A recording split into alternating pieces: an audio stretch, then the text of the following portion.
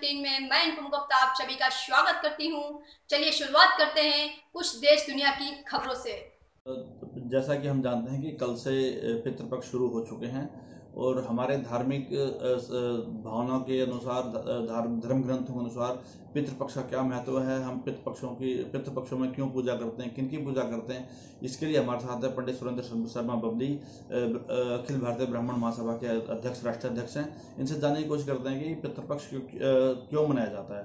पंडित जी प्रणाम जी। कल से पितृपक्ष शुरू हो चुके हैं, पितृपक्ष के पीछे क्या महत्व है और हम इसे क्यों मनाते हैं? देखिए, सनातन परंपरा में पितृपक्ष का बहुत महत्व है और हिंदू धर्म की महिमा ये लोगों में गाई जाती है।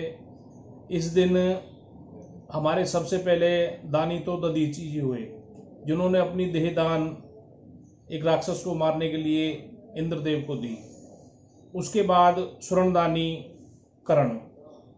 तो जब ये गोलोक गमन हुआ इनका, तो वहाँ पे देह दधीची को दी गई। वन की भाई मैं इसका क्या करूं? वन की जी आपने अपनी देह दान दी थी तो आपको उस उपलक्ष्य में यही मिलेगी।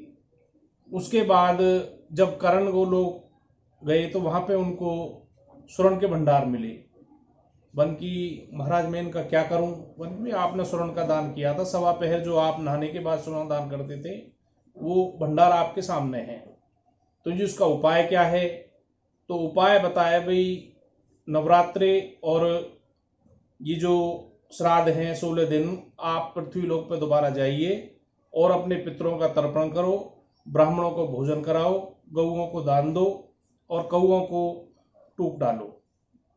तो इसकी महिमा, ब्राह्मण भोजन सर्वप्रथम, गऊ की जो ग्रास निकलता है गऊ के लिए वो, और तीसरा जो कौए हैं उनको खीर पूरी ये टूक बना बना के और छत पे डालने चाहिए। जैसे कि आपने बताया कि ब्राह्मणों को भोजन करवाना चाहिए, तो आज की डेट में जिस हिसाब से लोग अपने धर्म कर्म से दूर होते जा रहे हैं, या जिसको हम एक कुल के हिसाब से ब्राह्मण माने या धर्म कर्म के हिसाब से माने, ब्राह्मण की परिभाषा क्या कहेंगे आप? देखिए, दो व्यवस्था है हमारे सनातन धर्म में। एक तो साधन के संस्कार और एक संस्कार के साधन। जैसे मानो आपने मुझसे कहा पंडित जी आपको हमारे यहाँ पे भोजन पे आना है, तो मैंने आपको बता दिया इतने समय में पहुंचूंगा, आप मेरा उस समय इंतजार करोगे। एक आपने मेरे से कह दिया शर्मा जी आपको 3 बजे आना है, तो मैंने जो बताया वो संस्कार के साधन, और जो आपने मुझे टाइम दिया वो साधन के संस्कार। और जो साधन के संस्कार मनवाता है उसकी ना तो कोई कामना फलीभूत होती है, ना ही वो अग्रसर हो पाता है। तो संस्कार जो है वो सनातन धर्म में सर्वोपरि है। और जो ब्राह्मण, जो आपका गुरु कोई समय अनुरूप कोई कार्य बताए, उसके अनुरूप ही कार्य करना चाहिए, उससे ही मनोकामना पूर्ण भी होती है। अच्छा, जिस तरीके से हम आपने बताया कि 16 दिन ये पितृपक्ष चलते हैं जी, तो अगर हम पूर्वजों की बात करें तो हमारे एक बहुत लंबी परंपरा, बहुत एक लंबा चौड़ा परिवार होता है जी। तो ये 15 दिन में सभी का संस्कार नहीं किया जाता, सभी की पितृपक्ष का पूजन नहीं किया जाता, तो हम किस तरीके से ये डेट तय निश्चित होती है और कितनी जनरेशन पीछे तक का कोई संस्कार कर सकता है? देखिए, 7 जन्म का इसमें प्रावधान है। वैसे तो सही मायने में जैसा आज मानव मृत्यु हो जाती है, आज की मृत्यु से 47 दिन तक वो आत्मा रास्ते में भटकती है, 47वें दिन परमात्मा के द्वार में वो विलीन होती है। तो ऐसे ही, लेकिन हम बैठते 12 दिन हैं। 12 दिन इसलिए बैठते हुए हमारे जो आपस के दुख हैं वो धीरे धीरे एक दूसरे में मिट जाएं, और जो हमें सहानुभूति मिलती है उससे हमारा एक हौसला बढ़ता है। उसी प्रकार ये पितृपक्ष है। जैसे मानो किसी के पिताजी अच्छा पहनते थे वो वस्त्र दान करे, किसी के पिताजी अच्छा खाते थे वही सामग्री ब्राह्मण को खिलाए। उसी तरह से ये महिमा है। 16 दिन में ये सारी पूर्ति निकाल दी जाती है। 16 दिन में सभी देव प्रसन्न हो जाते हैं और हमारे पितृ प्रसन्न, तो पूरा परिवार प्रसन्न।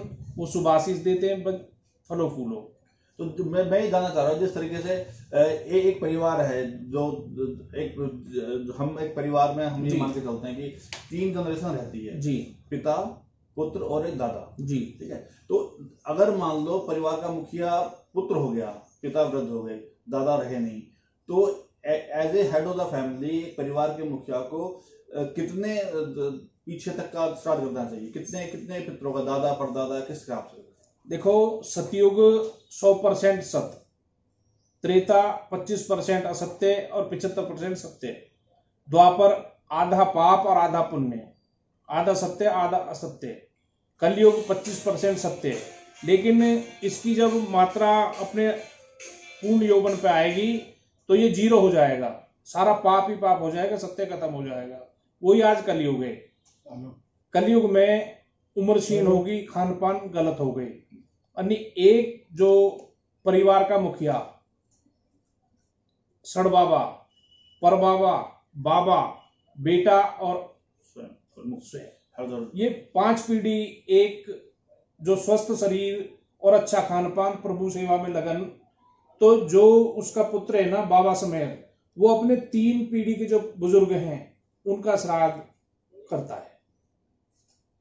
तो इसके अलावा जिस तरीके के लोग जो इस धर्म क्रम से दूर होते जा रहे हैं, कईयों का मानना है कि हमने बाबा को देखा नहीं है, कौन से या कई तरह की भ्रांति होती है जिसको हम धर्म की हानि कहते हैं। उस हिसाब से जो आजकल जो वो चल रहा है, सोशल मीडिया पे भी है, लोग धर्म क्रम से स्वयं दूर होते जा रहे हैं, परिवार बिखरते जा रहे हैं, तो उनके लिए आप क्या कहना चाहेंगे कि वो ये क्यों महत्वपूर्ण है, क्यों जरूरी है? आज की जो व्याख्या है कोरोना काल की, ये उसी की कार्यशैली के ही परिणाम है। हम जितने धर्म से विमुख होंगे उतनी ही हमें यातनाएं झेलनी पड़ेंगी। और ये अभी पीछे जीवाणु दिखाए थे, ये जो भूत प्रेत योनि में थे, वही विषाणु बन के हमारे मुख में, हमारे शरीर में प्रवेश कर रहे हैं। हमें फिर भी प्रभु का सुमरण करना चाहिए और सत्वगुण को मानते हुए, मानव देह का मतलब ही पाप है, और इसमें हम फिर पाप करेंगे तो उसी योनि में फिर दोबारा ही हम भटकेंगे। तो जिस तरीके से सुंदर जी का कहना यही है कि आदमी कितनी भी तरक्की कर ले, आप कितना भी आप एडवांस हो जाए, लेकिन जो अपने सनातन धर्म है, जो आपके धार्मिक भावनाएं, धार्मिक जो आपके क्रियाकलाप है, उनसे कभी दूर नहीं होना चाहिए। जितना आप धर्म से दूर होते हैं, आप अपने आप से दूर होते हैं और अपने व्यवस्थाओं से दूर होते हैं। नमस्कार। सबसे पहले खबरें देखने के लिए हमारे चैनल को सब्सक्राइब करें और लाइक करें।